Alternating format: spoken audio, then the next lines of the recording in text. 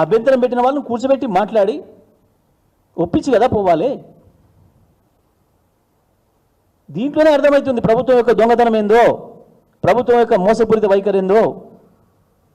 పిల్లని అంచివేయాలని, కొట్టాలని, లాఠీచార్జీలు చేసి కేసులు పెట్టి జైల్లో పెట్టి భయపెట్టించి భూమి ఆక్రమించాలని మీరు చేస్తున్న ప్రయత్నంలో ఇది ప్రజల కోణం లేదు, కేవలం చీకటి దందా ఉంది ఇందులో. ప్రభుత్వ పెద్దల యొక్క చీకటి ఒప్పందాల కొరకు మాత్రమే ఇది జరుగుతుంది. ప్రజల కొరికే అయితే ఎవరిని కొట్టే పని లేదు, ఎవరిని తిట్టే పని లేదు. వాళ్ళు కూడా ప్రజల్లో భాగమే, వాళ్ళు కూడా మన బిడ్డలే, మనం చదివించుకుంటున్న బిడ్డలే. నీ పిల్లల్ని నువ్వు ఎందుకు ఒప్పించలేకపోతున్నావు? ఏంది దుర్మార్గం? ఉంది అవతల వేలాది ఎకరాలు ఇవ్వదలుచుకుంటే ఎవరికైనా. ఇంకొక దొంగ మాట మాట్లాడుతున్నారు. ఆడ ఐటీ పార్కులు తెచ్చి వేలాది ఉద్యోగాలు కల్పిస్తాం. దీనికి మించిన లోఫర్ మాట ఇంకొకటి లేదు.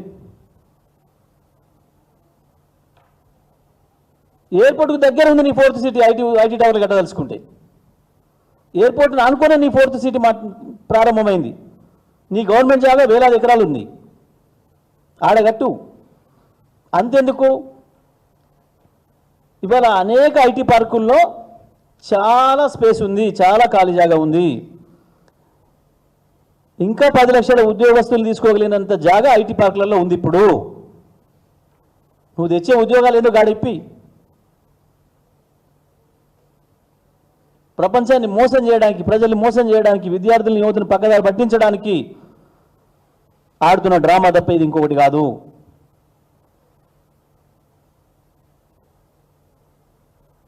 ఐటీ పార్క్ లేదు, ఒక ఉద్యోగం లేదు. కేవలం వాళ్ళ గురువు గారు ఆనాడు ఏదైతే రియల్ ఎస్టేట్ దందా కొరకు దీన్ని అప్పనంగా కట్టబెట్టే ప్రయత్నం చేసిండో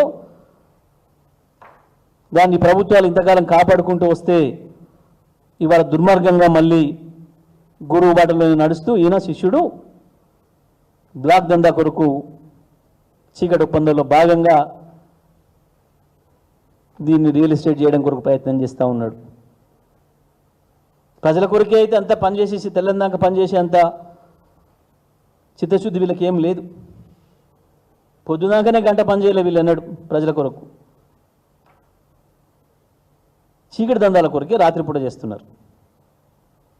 రాత్రిపూట 100 జేసీబీలు తీసుకొని పోయినామంటేనే ఇది నీ చీకటి దందా. దాని వెనకాల నీకు స్వార్థం ఉంది, నీ స్వప్రయోజనం ఉంది. ఆపొచ్చు, లేకపోతే ఆడ పర్యావరణమే లేదు. ఇగో ఈ పుస్తకం అంతా అదే పిల్లలు తయారు చేసినారు. ఎన్ని చూపిస్తున్నారు దీంట్లో. ఈ జింకలు అక్కడివే, వేలాది నెమళ్ళు తెల్లనాక అరుస్తున్నాయి. ఇగో ఈ చెరువు అక్కడిదే. ఇట్లాంటి చెరువులు 3 చెరువులు ఉన్నాయి. మరి పాపం హైడ్రా ఎక్కడ పోయిందో, రంగనాథ్ ఎక్కడ పోయిందో పాపం. ఇగో ఇది మొత్తం ఇందులో ఉన్న జీవరాశి మొత్తం అక్కడిదే ఫోటోలు. పిల్లలు అనేక రోజులు కష్టపడి తీసిండ్రు అవన్నీ ఓపికగా కూర్చొని. ఇంత సంతోషంగా ఒక ప్రపంచం అంతా వాళ్ళ ముందే ఉంది. ఇగో ఈ పక్షి జాతి మొత్తం అక్కడిదే. ఇది వీళ్ళలాగా మూసీ ప్రాజెక్టు చూపించమన్నప్పుడు సింగపూర్లో అది దాన్ని డౌన్లోడ్ చేసి చూపించినట్టు చూపించలే పిల్లలు. ఇది మక్కి డౌన్లోడ్ చేసుకొచ్చి దాంట్లో తీసుకొచ్చి ఇది మా ప్రాజెక్ట్ అని చెప్పి చూపించిన బదులు చేయలే. అక్కడివే ఇవి ప్రత్యక్షంగా పిల్లలు తీసుకొచ్చినవి. ఇట్లా అనేక రకాలుగా. నిజమే,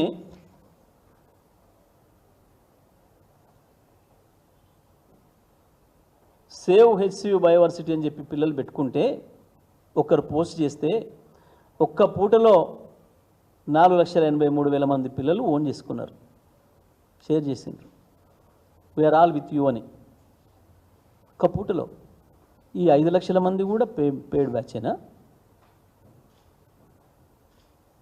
నీ కార్తీ చిదంబరంతో పాటు ఈ 5 లక్షల మంది కూడా పేడ్ బ్యాచేనా?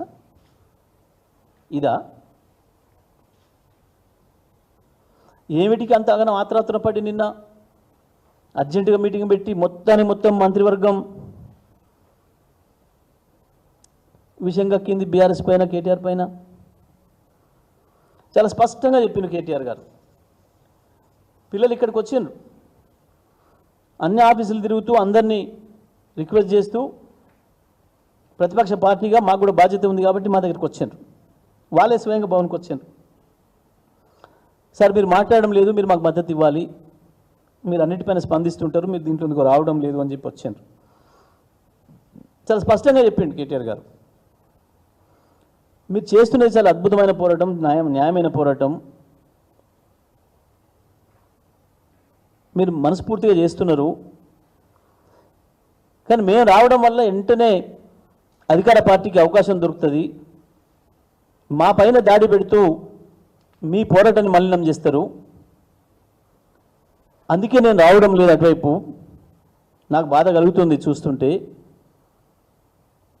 కానీ మీ పరిశుద్ధమైన పోరాటం దాన్ని అట్లాగే కొనసాగించండి అని చెప్పి నేను దూరంగా ఉన్నా. మేము మా రాజకీయ స్వార్థం కొరకు వచ్చినట్టయితుంది అని చెప్పి నేను దూరంగా ఉన్నా. మీరు వచ్చిండ్రు కాబట్టి తప్పకుండా మద్దతు ఇస్తా, అందులో సందేహం లేదు. మా మద్దతు ఎప్పుడు కూడా ఉంటుంది ప్రజా పోరాటాల వైపు, పర్యావరణం వైపు, తప్పకుండా మీకు ఇస్తా అని చెప్పి అదే పిల్లల సమక్షంలో మీ మీడియా అందరి సాక్షిగా చెప్పాను. ఈ విషయాన్ని కూడా చెప్పాను. నేను ఒక్కసారి ఎంటర్ అయినాము అని అంటే బీఆర్ఎస్ పార్టీ మాట్లాడింది అంటే వెంటనే ప్రభుత్వం మా పైన దాడి పెట్టి మేమే చేయించామని మాట్లాడుతుంది అనే విషయాన్ని కూడా పిల్లలకు చెప్పాను, మీ మీడియా కూడా చెప్పాను. నేను అదే జరిగింది. పోటీ పడి ఒకరి మీద ఒకడు మంత్రులు వచ్చి విషయం కక్కాను. ఏముంది, మీ విషపు కూరలనే చూపించుకోరు మరొకసారి ప్రజల ముందు తప్ప మీరు మాట్లాడిన చెత్త మాటలు దాంతో ప్రజల వారు మోసపోరు, విద్యార్థులు మోసపోరు.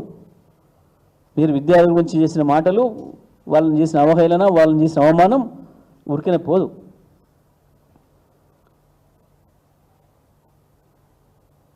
ఎందుకు రాహుల్ గాంధీకి వినపడతలేదా? ఇది కనబడతలేదా? ఎందుకు వస్తలేడు?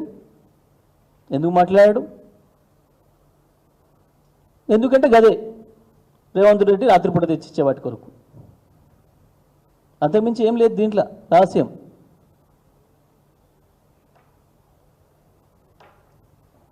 ఆయన మాట్లాడితే నేను ఎడకెళ్ళి తెచ్చేయాలి సార్, మీరు ఇట్లా మాట్లాడితే అని అంటాడు. మళ్ళీ ఒక విడత చెల్లించాల్సిన అంటే తప్పించుకుంటాడు, చెల్లింపులు ఆగిపోతాయి. బహుశా దానికి రాహుల్ గాంధీ మాట్లాడడం లేదు.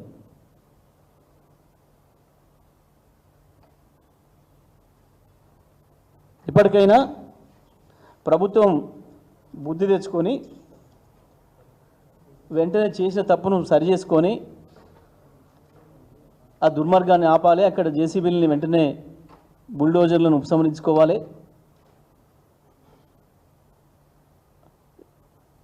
అది ఇతరులకు కట్టబెట్టే ఆలోచనలను మానుకోవాలి. కావాలంటే 4th సీటో 5th సీటో మీరు కట్టుకుంటున్న ఏ సిటీలో ఇచ్చుకుంటారో, ప్రభుత్వ జాగా చాలా ఉంది, వేలాది ఎకరాలు ఉంది, ఆ వైపు ఇచ్చుకోండి. కానీ వెంటనే హెచ్సియూలో చేస్తున్న మారణకాండ ఏదైతే ఉందో ప్రభుత్వం, దాన్ని ఆపాలి. విద్యార్థులపైన పెట్టిన కేసును కూడా ఉపసంహరించుకోవాలి అని చెప్పి బీఆర్ఎస్ పార్టీగా మేము డిమాండ్ చేస్తూ ఉన్నాం.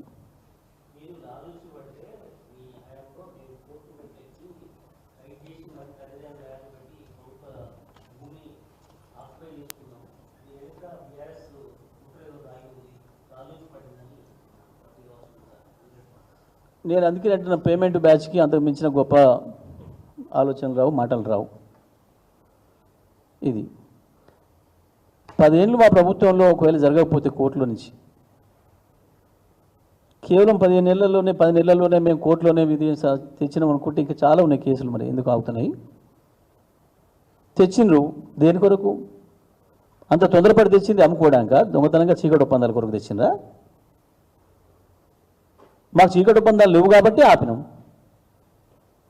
మీలాగా చీకటి ఒప్పందాలు ఉంటే మేమే ఆ రోజు కోర్టులో క్లియర్ చేసేద్దాం. మరి కోర్టు తీర్పు అనేది మనం చెప్తే వస్తుందా?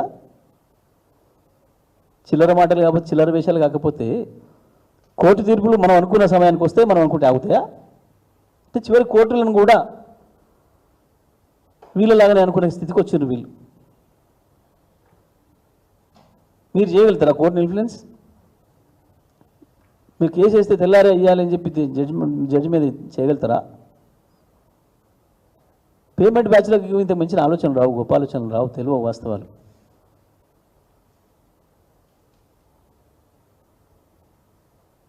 మేము ఆపినాం కాబట్టి ఆగింది. అక్కడి నుంచి రోడ్డు వేయాల్సి వస్తే కూడా మేము వాళ్ళని అడిగినాం తప్ప మేము ఇలాగా బుల్డోజ్ చేసి వేయలే అన్నాడు. రోడ్డు వేయలే, మేము ఆపేసినాం. వాళ్ళు వద్దన్నది ఆపేసినాం. యూనివర్సిటీని గౌరవించే కదా ఆపినాం మేము. ఏం చేసినారు అయినా ఇంతకు వీళ్ళు చేసిన గొప్ప పని? ఇప్పుడు రైతులకు రైతు బంధు వేయడానికి లోన్ తెచ్చినాము అని చెప్పి పేపర్లలో రాయించారు.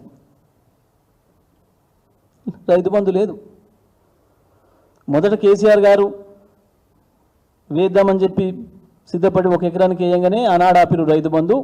మేము రాగానే రైతు భరోసా ఇస్తామని చెప్పి అయ్యాల 10,000 కోట్లు తిన్నారు. ఇవాళ మళ్ళీ రైతు బంధు పేరు చెప్పి ఈ భూములు తాకట్టు పెట్టి తీసుకొచ్చిన 10,000 కోట్లు మళ్ళీ తిన్నారు. ఏంది? 10% కమిషన్ తోరి పేమెంట్లు ఇచ్చేసి కాంట్రాక్టర్లకు మళ్ళీ 1000 కోట్లు తినేసిన. ఇది కమిషన్ల కొరకు కక్కుర్తి పడి ఈ రకంగా ఒకవైపు రైతుల జీవితాలతో చెలగాటమాడుతున్నారు, మరొకవైపు విద్యార్థుల జీవితాలతో చెలగాటమాడుతున్నారు. చాలా స్పష్టంగా రాయించారు మీ పేపర్లలో, టీవీలలో చాలా వాటిలో వచ్చింది. రైతు బంధు చేయడం కొరకే చాలా తాపత్రయపడుతున్నాడు రేవంత్ రెడ్డి, బట్టి విక్రమార్క. రాత్రులు తిరుగుతున్నారు, ఇంటింటికి తిరిగి సంస్థలు పట్టుకొని తిరుగుతున్నారు. ఏదో దొరికితే ఆడ తెచ్చి రైతులకు ఇద్దాం అనుకుంటున్నారు, రైతుల జేబులు నింపుదాం అనుకుంటున్నారు, రాయించుకున్నారు.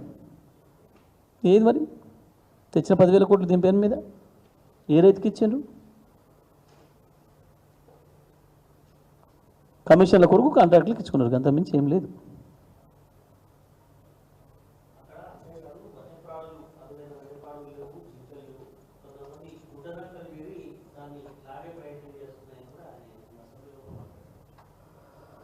అదే గుంటనక్కలంటే ఇవేనా? కార్తీక్ చిదంబరం, ధ్రువరాటి, ఆయన పేరేంది సినిమా యాక్టర్, ప్రకాష్ రాజు, వీళ్ళేనా? ఎవరైనా దృష్టిలో గుంటనక్కలు? అయితే మాత్రం గుంటనక్క అయితే అది కాదా? అది జీవి కాదా? దాని లక్షణాలు నీకుంటూ ఉండొచ్చు, అది వేరే విషయం. అయినంత మాత్రం నీకుండే విషయం దానికి ఉండదు కదా.